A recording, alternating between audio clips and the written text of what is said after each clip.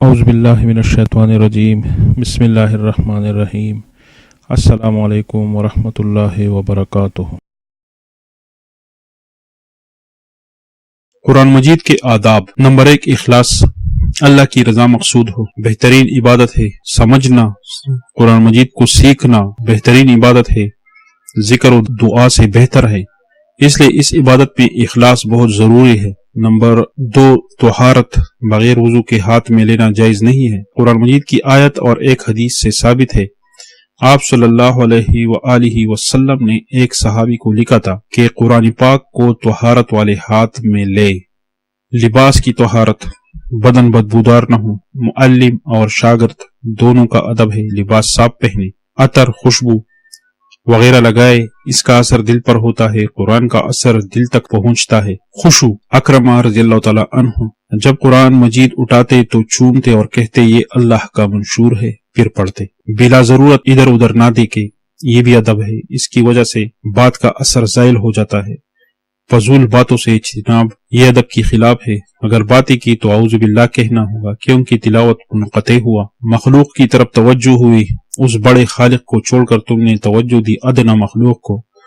سخت ضرورت کے وقت جواز بن سکتا ہے، بس جو مقصد ہے اس سے پھیرنا نہیں۔ شیطان کا ایک عظیم طریقہ یہ ہے کہ قرآن مجید اور نماز کے دوران وساوس بہت زیادہ ڈالتا ہے، بہت کام یاد دلاتا ہے تاکہ ضروری کام چھوٹ جائے۔ اعوذ باللہ یہ واجب ہے، ابتدا میں سورت کے ابتدا میں بسم اللہ الرحمن الرحیم سنت ہے، ابتدائی تلاوت میں کہ یہ پڑھا جائے، شیطان سے بچاؤ ہوگا، کیونکہ شیطان حملہ کرتا ہے۔ باتیں کی تو اعوذ باللہ سے، پھر تلاوت واپس کرے۔ خوش الہانی، خوش آوازی سے تلاوت کیجیے، قرآن کو زینت دیجیے، خوش الہانی سے تلاوت کو خوبصورتی دیجیے۔ ابھی باطنی آداب پہ آتے ہیں۔ باطنی آداب، اس میں تدبر، اصل غرض یہی ہے، تلاوت وسیلہ ہے۔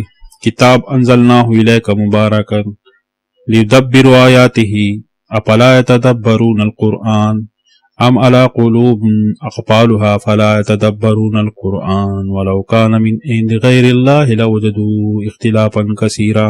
تدبر کا مطلب النظر بعاقبۃ الشیء، یعنی کسی چیز کے انجام پر سوچنا، یعنی جو آیات پڑھے وہ اپنے آپ کی طرف خیال کرے، عذاب وغیرہ، نعمتوں کے بارے میں جو آیات وغیرہ آئے، جنت کا استحضار کرے۔ تدبر ضروری ادب ہے، ایمان کی تازگی ہے یہ۔ آپ صلی اللہ علیہ وآلہ وسلم ہر نعمت آیات میں سوال فرماتے اور ہر عذاب کی آیت میں پناہ مانگتے۔ قبلہ رخ بیٹھنا، یہ بھی ادب ہے باطنی۔ کمائی کا ذریعہ نہ بنانا، اور رونا یا رونے کا انداز اپنانا، گپ شپ سے اجتناب کرنا، اس سے اثر ختم ہوتا ہے۔ یہی وجہ ہے کہ آپ صلی اللہ علیہ وآلہ وسلم غصہ معلوم ہوتے تھے تقریر کے دوران۔ یہ دلیل ہے سختی دل کا کہ آخرت کے ذکر سے دل نرم نہ ہو۔ قرآن مجید کو دیکھ کر پڑھنے سے اجر زیادہ ہوتا ہے، دیکھنا بھی عبادت ہے اور پڑھنا بھی۔ قرآن میں پڑھنا افضل ہے، قرآن دیکھنا اور پڑھنا یہ بہت افضل ہے۔ قرآن مجید کو دیکھ کر پڑھنے سے اجر زیادہ ہوتا ہے، دیکھنا بھی عبادت ہے اور پڑھنا بھی عبادت ہے، یعنی قرآن مجید میں دیکھ کر پڑھنا بہت افضل ہے۔ دو فائدے ملتے ہیں۔ اعمال کی فضائل میں فائدہ یہی ہے، عمل کرنے سے قبل اس کی فضیلت ذہن میں حاضر کیجیے، اخلاص بھی پیدا ہوگا، عمل میں شوق بھی آئے گا۔ جو قرآن مجید کے آداب کا خیال نہیں کرتا، احترام نہیں کرتا، وہ فہم سے محروم رہتا ہے۔ اگر آدمی ان باتوں میں سے ایک بھی کرے تو وہ قرآن مجید کے فہم سے محروم رہے گا۔ پہلی چیز بدعت ہے، جس چیز کی نقل نہیں ذخیرہ و حدیث میں وہ نہیں ہے۔ دوسری چیز گناہوں پر دوام، بد نظری، فحش گوئی، داڑھی منڈوانا، گانا سننا، ان گناہوں پر دوام، ان سے محروم رہتا ہے انسان قرآن پاک کے سمجھنے سے۔ گناہ تو ہوتے ہیں مگر توبہ کر کے پاک ہو جانا چاہیے، نہ کہ تکرار۔ تیسری چیز تکبر، تکبر والا فہم سے محروم رہتا ہے۔ آپ صلی اللہ علیہ وآلہ وسلم نے فرمایا تکبر یہ ہے کہ حق کو دھکا دینا اور لوگوں کو حقیر سمجھنا۔ حق کو دھکا یہ ہے کہ ہمارے بڑوں نے نہیں کہا، ہم نے سنا نہیں، اور یہ کہنے سے حق کو جھٹلانا۔ صحابہ کرام رضی اللہ عنہم بہت احتیاط کرتے، اگر دل میں ذرا بھی خیال آتا تو اس کا فوراً ازالہ کرتے۔